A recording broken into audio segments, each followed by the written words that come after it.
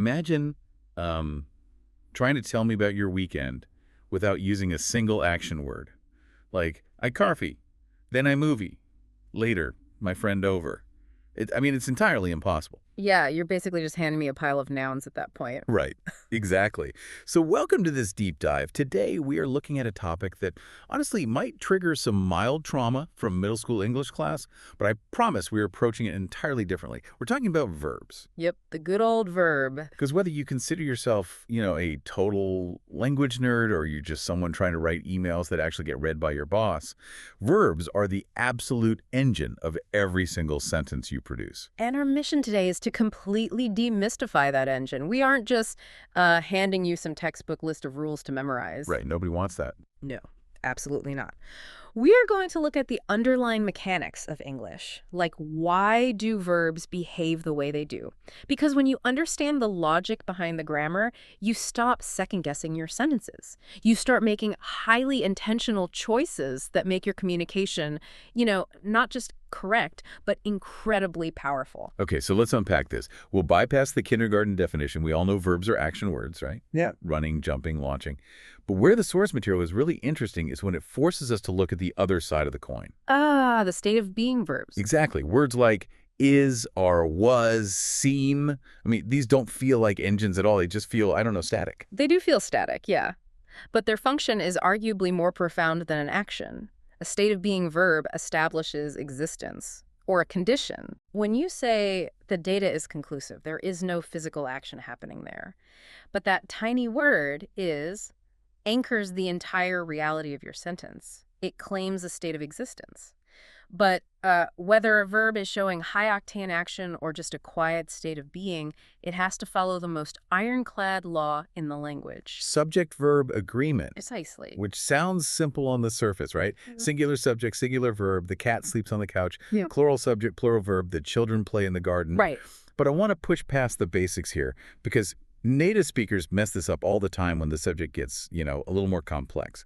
If a sentence is a car and the verb is the engine, subject-verb agreement is basically making sure you put the right type of fuel in the tank, right? That's a great way to look at it. The basic rules are obvious, but think of subject-verb agreement as like a cryptographic handshake between two computer systems. Oh, interesting. Yeah, so the subject sends a signal, singular or plural, and the verb has to send back the exact matching protocol to authenticate the sentence.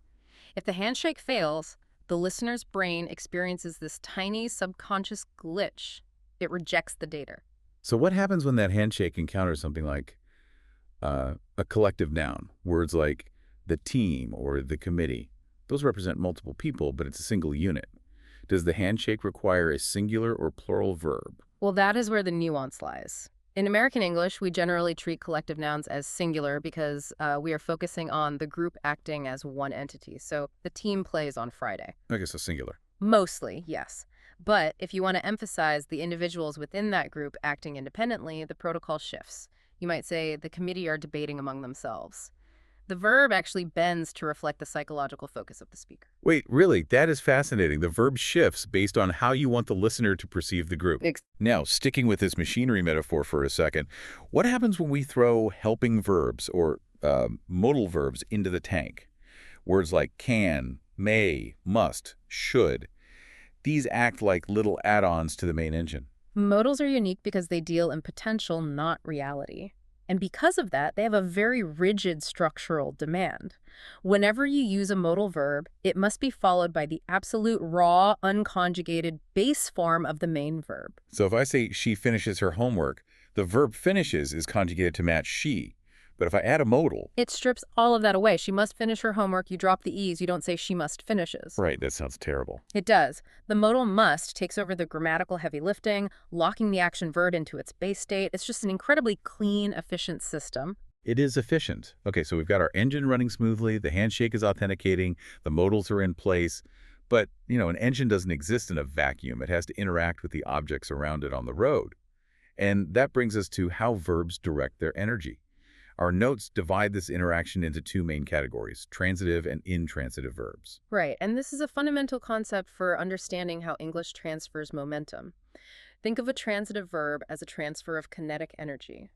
The action starts with the subject, passes through the transitive verb, and it must crash into an object to complete the circuit. So like he kicked the ball. Exactly. The kinetic energy of kicking transfers directly onto the ball. If you just walk into a room and say, he kicked, the listener is left hanging. Kicked what?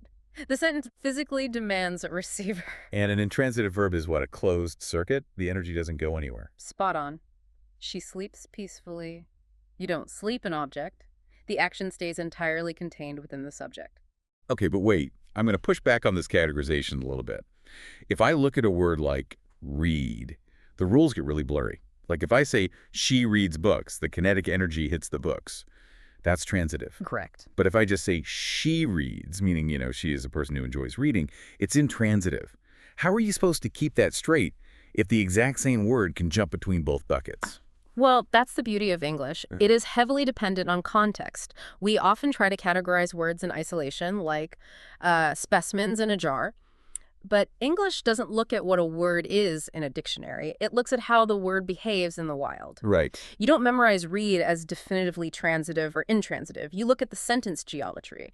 Is the energy transferring to an object right now? If yes, it's transitive. It's about functionality, not rigid labels. Okay, so transitive transfers energy. Intransitive contains the energy. Where do linking verbs fit into this physics equation? Linking verbs have zero kinetic energy. Zero. Zero. They operate like an equal sign in a math equation. They simply connect the subject to what we call a complement. Hold on. Complement is one of those grammar terms that makes people's eyes just glaze over. It sounds like the verb is saying something nice about the subject. What does that actually look like on the ground? Fair point, yeah. A complement just means the thing that completes the description. Let's look at an example. He is tired. Is acts as the linking verb. It isn't showing any action he is performing. It merely acts as a mirror, reflecting the subject he onto the adjective tired. It just links them. That makes total sense. It's a mirror, not an engine. And speaking of mental states, there is a massive pitfall in the source material we need to talk about regarding action verbs versus stative verbs. Stative verbs describe conditions or mental states, things like believe, belong, or know. Right. And because stative verbs describe an ongoing, unchanging state, they fundamentally conflict with continuous verb forms. The classic error is saying something like, I am knowing him. Which just inherently sounds clunky to a native ear, right? Right. But why exactly does the language reject it? Because knowing isn't a continuous process that you actively execute and then pause. You don't, know someone, take a break from knowing them to get a coffee, and then resume knowing them. That would be weird. Very weird. You either know him or you don't. It's an absolute state. Putting an ing on it implies a temporary continuous action, which violates the core nature of a stative verb. Okay, so verbs can be highly sensitive to context. But here's where it gets really interesting. Sometimes verbs get tired of being verbs, and they put on disguises and pretend to be completely different parts of speech. Ah, you're talking about gerunds and infinitives. Exactly. I love this. A gerund is basically a verb wearing a fake mustache so it can sneak into the noun club. Yeah. You take a verb, add ing, and suddenly it's acting like a thing. Like, swimming is good exercise. Swimming is the subject. But wait, I'm stuck on how the brain processes this. If I say, I am swimming, it's a verb. If I say swimming is fun, it's a noun. How does a listener's brain categorize that on the fly without glitching out? It comes back to the idea of sentence slots. Our brains don't read words sequentially like a ticker tape. We process structural architecture. When swimming sits in the subject slot like the very front of the sentence, drive the main verb is, your brain instantly recognizes the disguise. It says, this action is being treated as a concept, a noun. Okay, that makes sense. And then we have the other major disguise, right? The infinitive, to, plus the base verb. He wants to dance. To dance is the object of his desire. It's what he wants. But this brings up a huge point of anxiety for a lot of writers, the split infinitive rule. Oh, yes, the dreaded split infinitive. Formal writing says you must write, she decided to go quickly. You are supposedly never supposed to write. She decided to quickly go. Why is the formal world so terrified of wedging an adverb between to and the verb? Well, if you're listening to this on your commute right now, you probably split infinitives 3 times before you even left the house. I need to really hurry. Conversational English thrives on it. But to understand why formal writing hates it, we have to look at history. English grammar rules were heavily influenced by Victorian scholars who basically believe Latin was the perfect language. Okay. In Latin, the infinitive is a single word. The Latin word for to go is ire. Oh, so you literally can't split it in Latin because it's only one word. Precisely, you can't put an adverb inside a single word. So these early grammarians artificially mapped that Latin rule onto English, decreeing that to go must be treated as an indivisible atom. It's somewhat of an arbitrary historical hangover. Wait, really? So we're following rules for a completely different language. But is there actually a modern, practical reason to keep infinitives intact in formal writing? Or is it just, like, academic snobbery? It's not just snobbery. In complex, formal writing, clarity and structural integrity are paramount. To go acts as a single unit of meaning. When you start wedging long phrases in the middle of that unit, like she decided to immediately and without any hesitation go, you fracture the architecture. Oh, I see. Yeah, keeping the infinitive intact allows the reader's eye to process the unit quickly without any unnecessary stumbling blocks. Okay, so it's about visual and cognitive processing for the reader. I can respect that. Now, while playing dress up as a noun is a neat trick, I think a verb's true superpower is its ability to time travel. Ah, the mechanics of tense. This is where English gets incredibly precise. Right, because we all know the basics: past, present, future. The rule is simple. Your verb form must match your time signal. If your sentence starts with yesterday, you have to use a past tense verb. Yesterday I watched a movie. But where the syntax gets really mathematical, really architectural, is with the perfect tenses. Present perfect, past perfect, future perfect. Yes, and this is where a lot of speakers get intimidated. Let's break it down. The present perfect uses has or have plus a past participle, like she has completed the task. Hold on. Past participle sounds like a potion ingredient from Harry Potter. For the listener, what is a participle, really? Good catch, yeah. A past participle is simply a specific form of verb, usually ending in ed or n, that cannot function as the main verb of a sentence all by itself. Think of words like eaten, broken, or finished. If you just say, I eaten, the sentence collapses. It needs a helping verb to activate it. Okay, so you pair the helper has with the participle completed to get present perfect. She has completed the task. But what is that actually doing to the timeline? What's fascinating here is that it builds a bridge. It tells the listener, this action happened in the past, but the result is highly relevant to this exact present moment. It connects 2 points in time. Oh, wow. And the past perfect takes that even further. The formula is had plus the past participle. I had eaten before he came. Notice the sequencing there. You have 2 actions existing in the past eating and someone coming over. The past perfect had eaten acts like a director's cut of time. It clearly signals to the listener, look here, this first action was entirely finished and closed before the second past action even began. It establishes a very rigid chronological hierarchy. Which brings us to the future perfect, which is literal time travel. Will have plus the past participle. They will have left by 8 p.m. You are teleporting the listener to 8 p.m. and then turning around to look backward at an action that is already finished. It's a highly sophisticated way of mapping out a timeline. But because tense is so powerful in orienting your reader, our sources highlight a massive warning. You must avoid mixing tenses without a deliberate narrative purpose. Let me challenge this, actually, because the research gives a wrong example. She eats and was running. And the correct version is, he ran outside and jumped over the fence. Honestly, if someone says she eats and was running, I generally know what they mean. Why is it such a severe error? Well, think about the psychological effect on the reader. When you establish a tense, you're setting a scene. You are placing the reader's mind in a specific temporal location. When you suddenly shift from the present, she eats, to the past continuous was running, in the exact same breath, it causes cognitive whiplash. Oh, like a movie where the audio and video suddenly fall out of sync. Exactly. It breaks the contract with the reader. A consistency, he ran outside and jumped, anchors the sentence.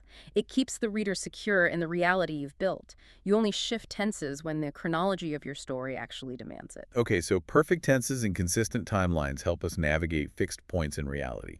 But verbs also allow us to step entirely outside of reality. We can use grammar to talk about things that haven't happened or timelines that will never exist. Welcome to the grammar multiverse. The conditionals. I love this. This is where language gets philosophical. Our sources lay out the first, second, and third conditionals, and it really is like a multiverse theory. So the first conditional is our current timeline, base reality. It uses will plus the verb for real, tangible possibilities. If you study, you will pass. Simple cause and effect in our current universe. Right. But then we step into the hypothetical. The second conditional, the formula here is would plus the base verb, and it's used for imaginary or highly unlikely situations.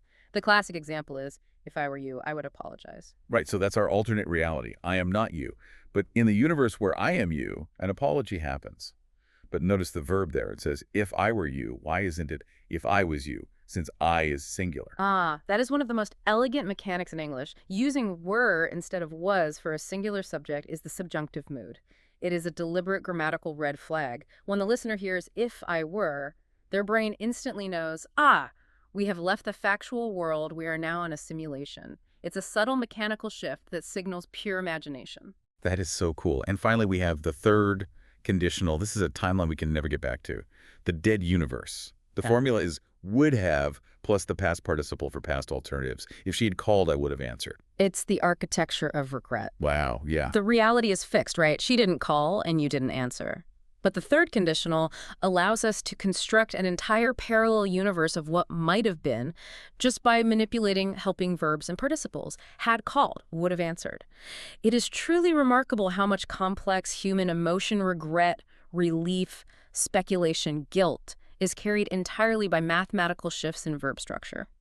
So what does this all mean for you listening right now? We've gone from the basic cryptographic handshake of subject-verb agreement all the way to engineering complex hypothetical timelines. Mastering these rules doesn't just make you a good test taker. It gives you ultimate control over your communication. It ensures that your ideas transfer exactly as you intend them to, without the kinetic energy stalling out or the timeline glitching. That is the perfect summary. Grammar is not a cage of restrictions. It is a tool set for clarity. And before we go, I want to leave you with one final provocative thought from the source material. Rule 37 says to use strong action verbs for clarity, like replacing went fast with raced. The verbs you choose actually dictate how passive or active you are in your own life. Ooh, I like where this is going. Yeah, think about it. When a project fails at work and you write an email saying mistakes were made, you are using passive grammar to hide from reality. You are stripping the engine out of the car so no one knows who was driving. Yep. But when you use a strong active verb and say, I crashed the project, you take ownership.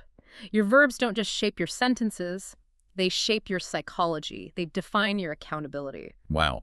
So look at an email or text you've written recently. Ask yourself, are you relying on weak, generic verbs, or are you choosing the exact powerful verb to drive your sentence? Thank you for joining us on this custom deep dive into the mechanics of English verbs. Keep writing, keep questioning the rules, and we'll catch you on the next one.